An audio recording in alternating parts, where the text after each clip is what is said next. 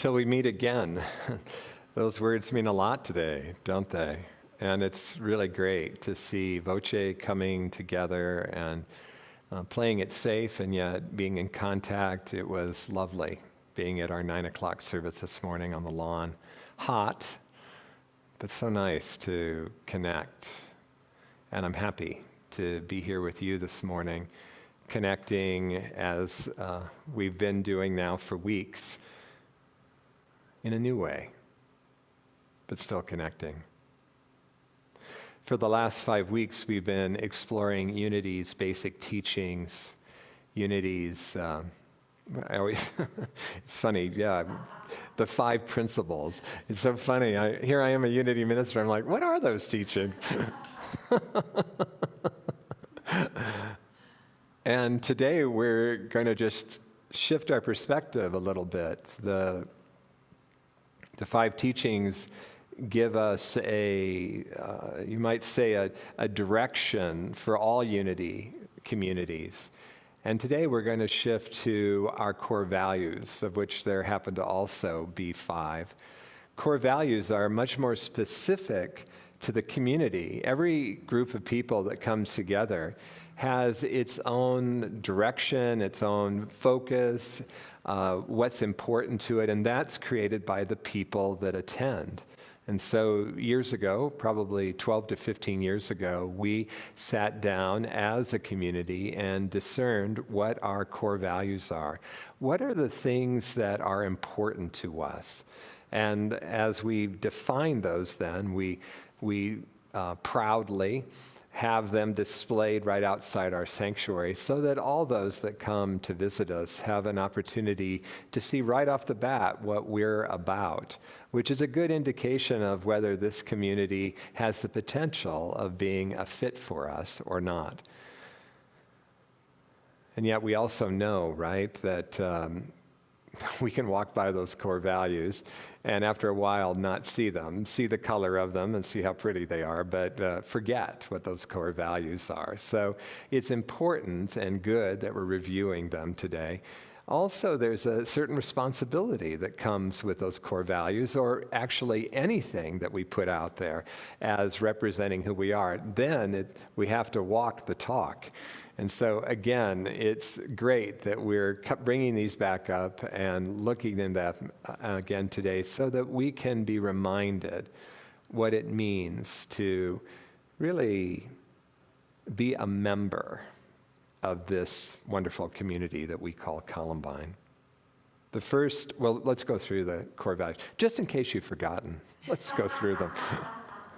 So we have community, spirit-led, inspiration, authenticity, and inclusiveness. And today we're going to kick off with community. It's just not happenstance that community is the first core value. Our core values are definitely set off of community. Our founders had all, in one way or another, participated in spiritual communities where they were based around the personality of a leader. And in fact, in those cases, often the leader called the shots. And while those can be inspiring communities, while we can learn a lot, there's a whole segment of spiritual growth that's left out, which is the participation and embodiment of the individual.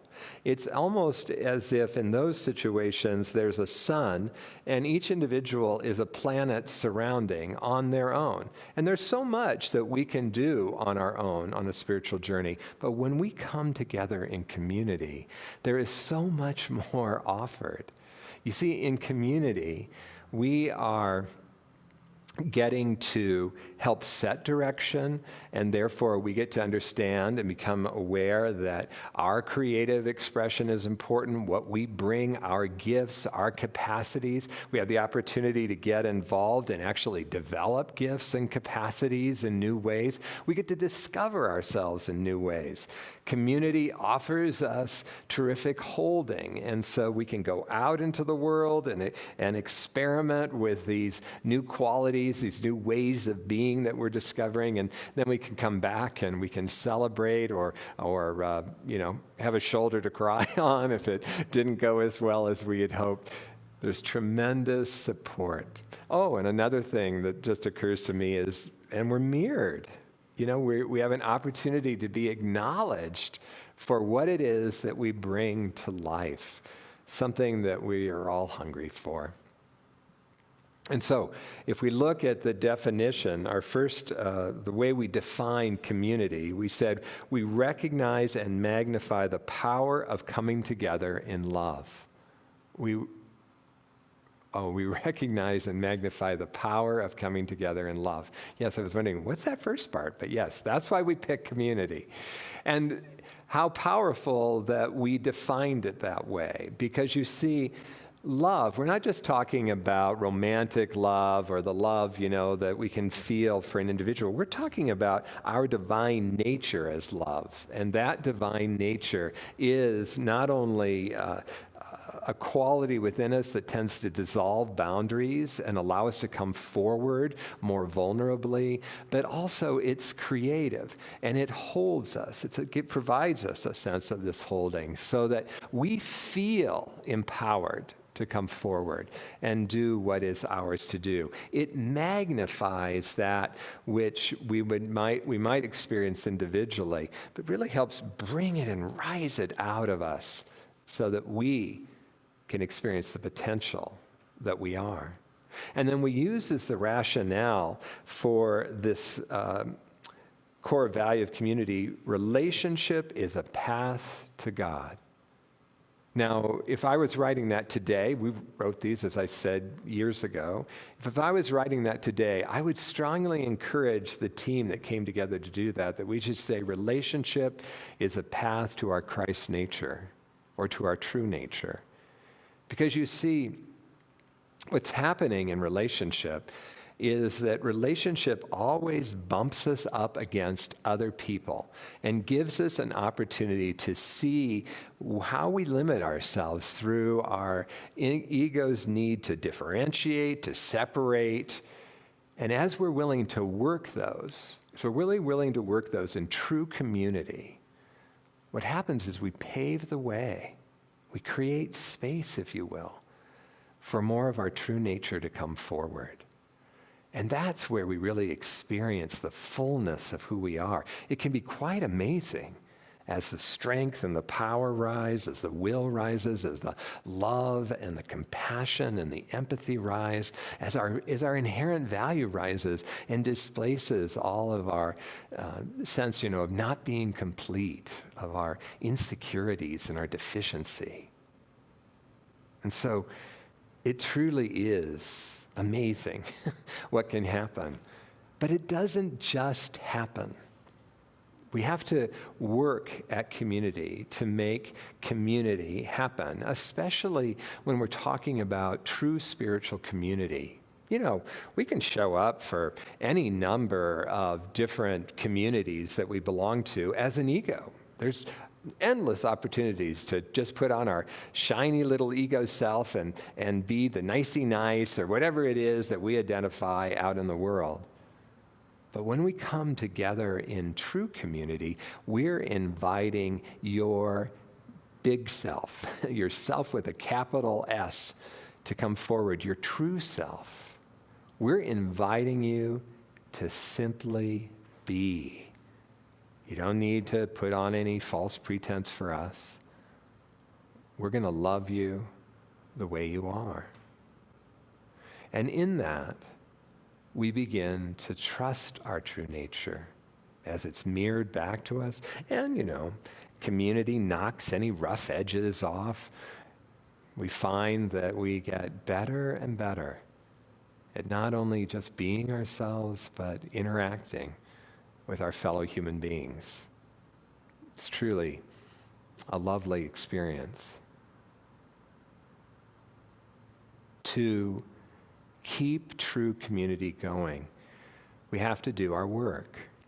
That means that we need to confront our desire to run. We need to confront our reactivity. We need to confront our tendency to collapse. However it is, we tend to respond when our needs are not getting met the way we'd like them to.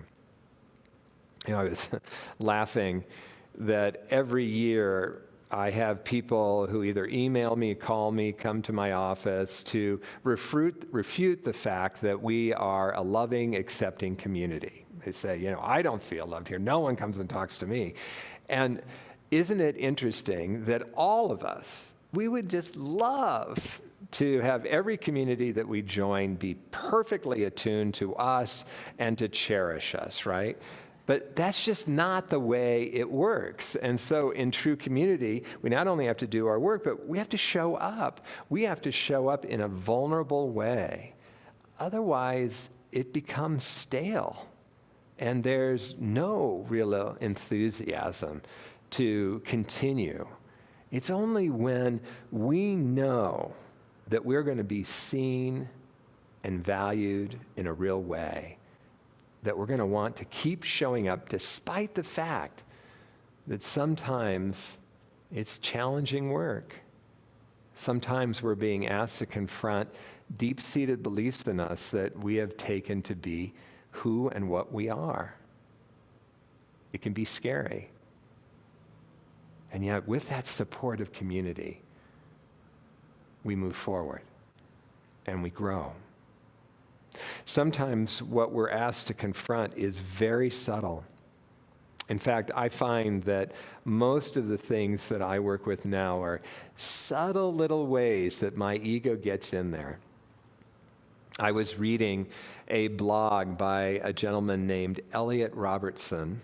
Elliot wrote the book, Say Yes to Life. But he also, as I dug a little deeper, he also was a staff writer for Daily Words. So he worked for Unity World headquarters. And he's in this blog retelling a experience of his where he is waiting for a trolley. I don't know how many cities in the United States still have trolleys. It kind of made me think maybe he's, in the San Francisco Bay Area. But he's waiting for a trolley, and two well-dressed young women start crossing the street and heading right for him at the other side of the tracks. And as they cross the tracks, one of them says to him, "Do you know Jesus?" I think probably all of us have been asked that question, right? It can maybe hearken some trauma for you or something. But for Elliot, he was simply able to say, "Yes, I do." And then the next question that came from the woman was, "Do you have a relationship with Jesus?" And he said, "Yes." And then the woman asked, "Will you go to heaven?"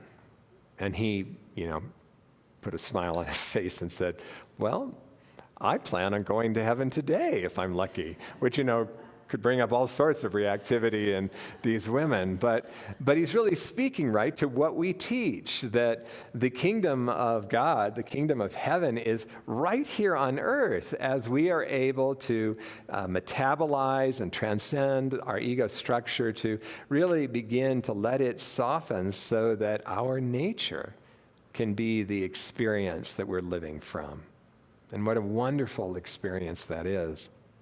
And the trolley pulled up before anything else could be said. Elliot put his hand out so that the woman could give him a tract, one of the pamphlets, whatever she was handing out, before she could even ask, and he got on the trolley.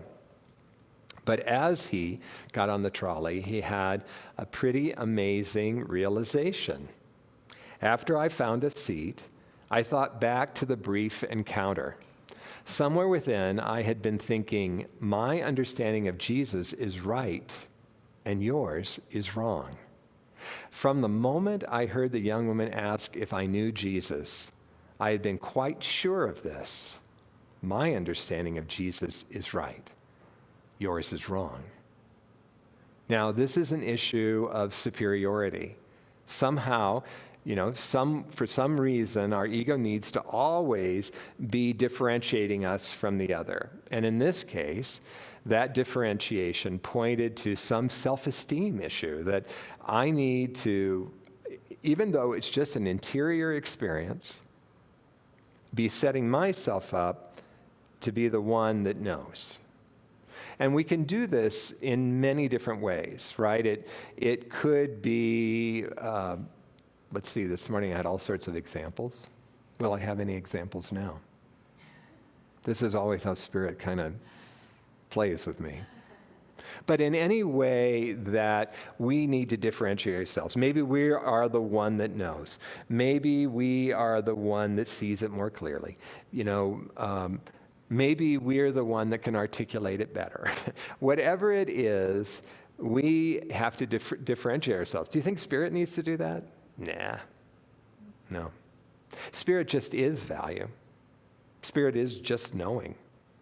Spirit doesn't feel any need to exert itself over another human being in a domineering sort of way. And so you may say, well, okay, so what?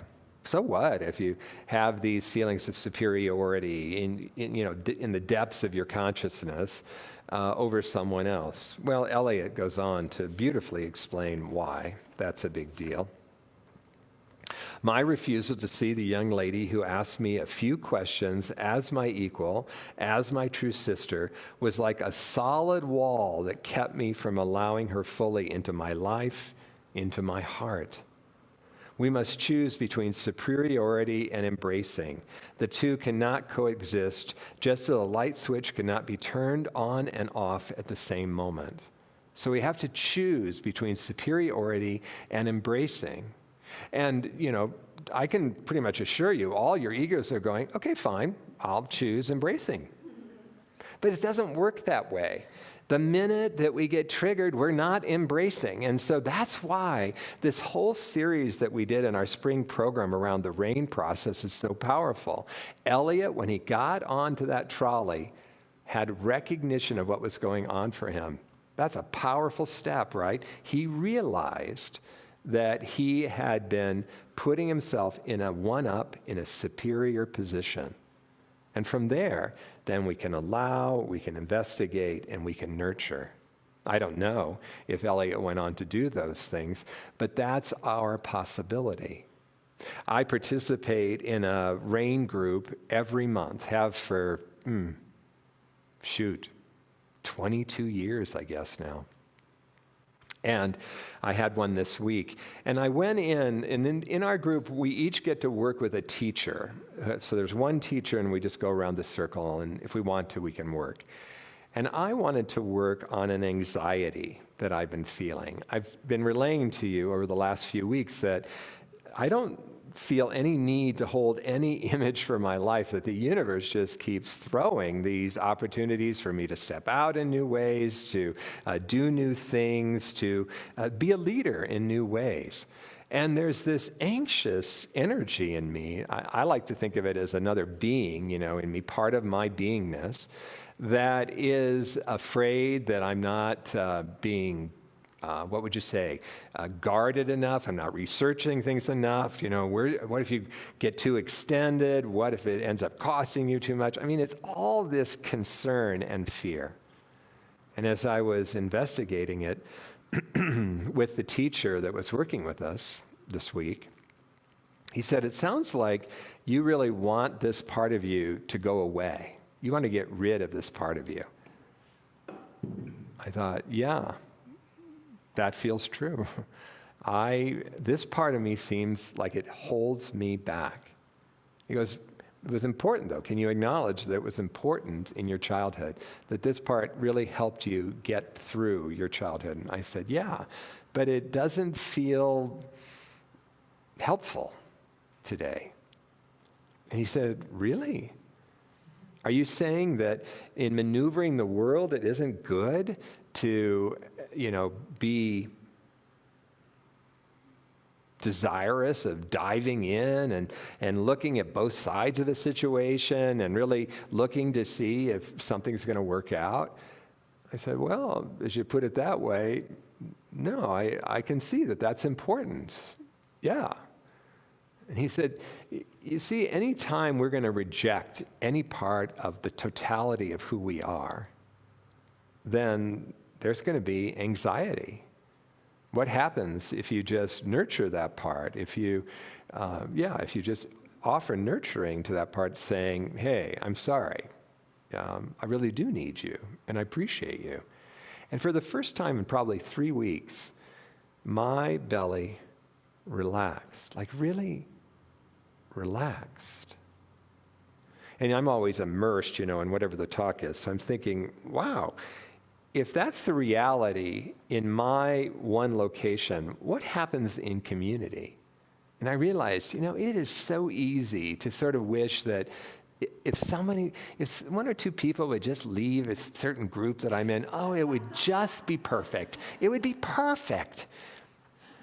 But what we don't get from the ego perspective, which, it always wants us to feel comfortable and safe, is that every expression of spirit, every person walking the planet is a cog in the wheel of humanity.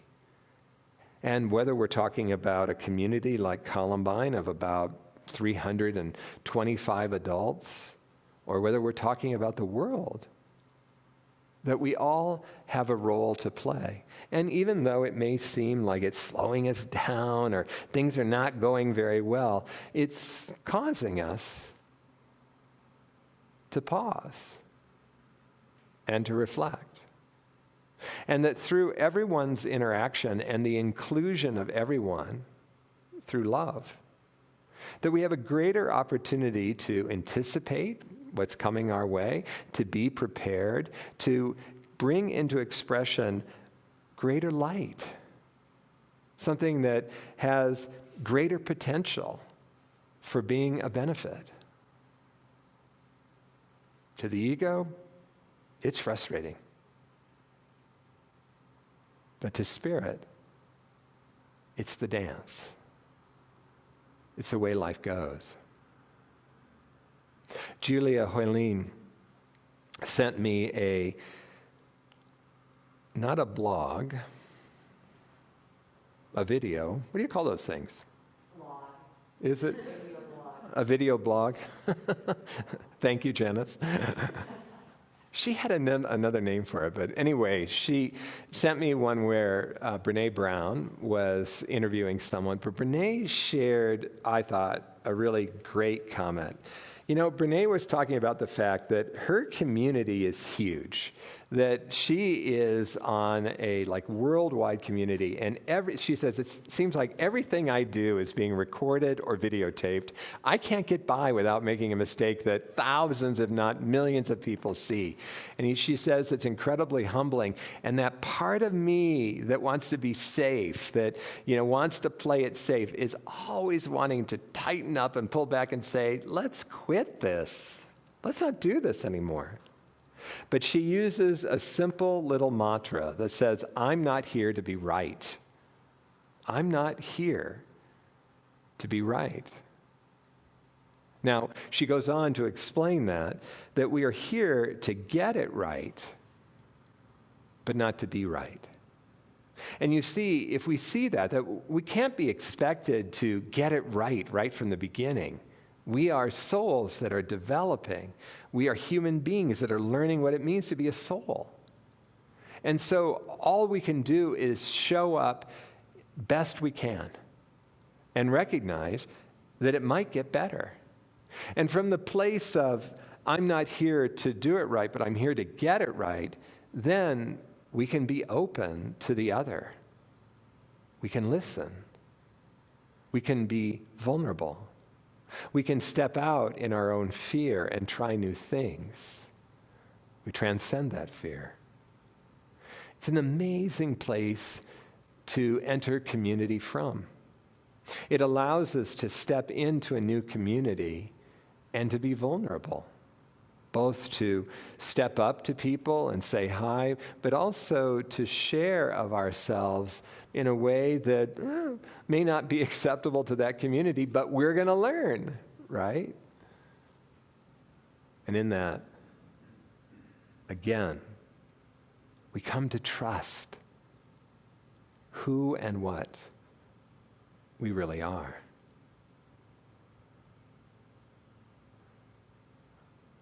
I didn't really understand the power of community when I joined this Columbine community.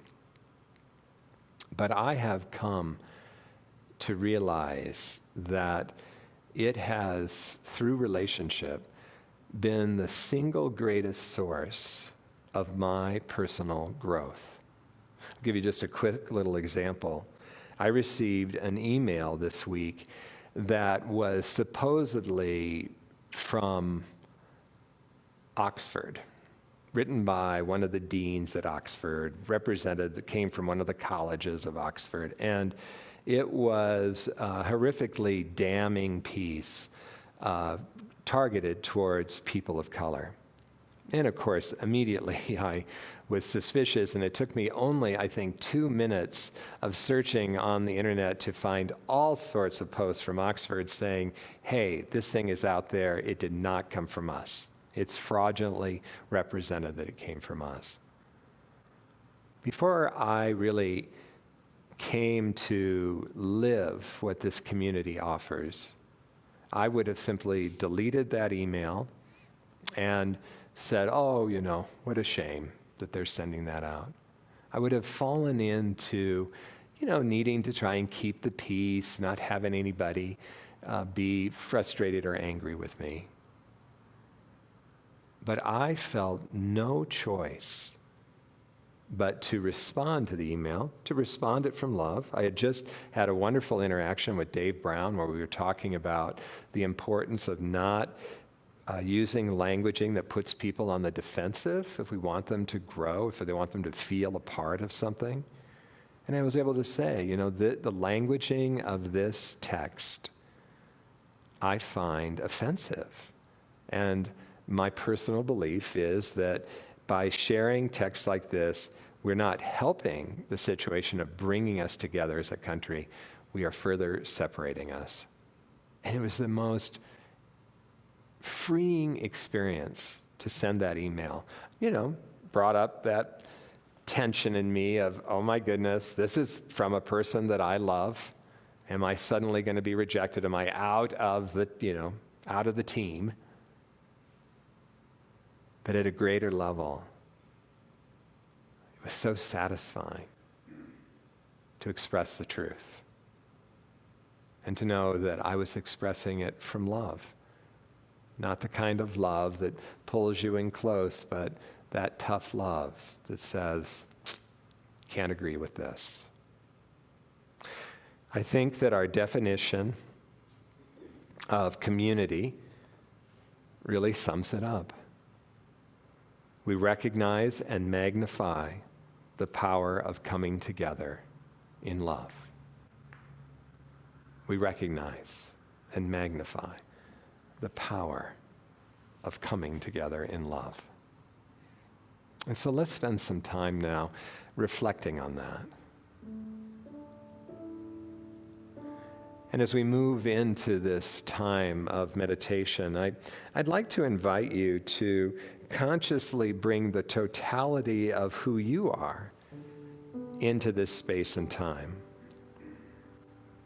To reflect back on the part of you that maybe feels afraid of the opportunities that are offered you, or of the ideas and the guidance that are flowing through your consciousness.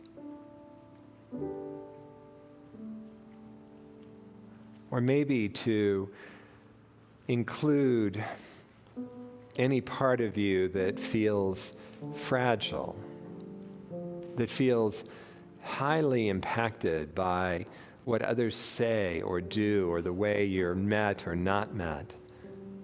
Just to bring it all in. Any part of you that you wish was not there, or you may tend to put down. Bring it into this beautiful field of love and of light. And take another deep breath to give it plenty of space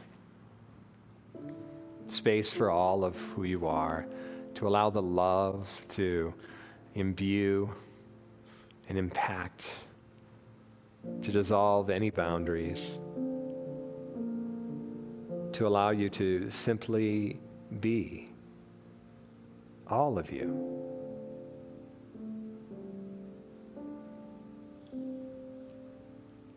In this embrace now, we will sit in the silence together.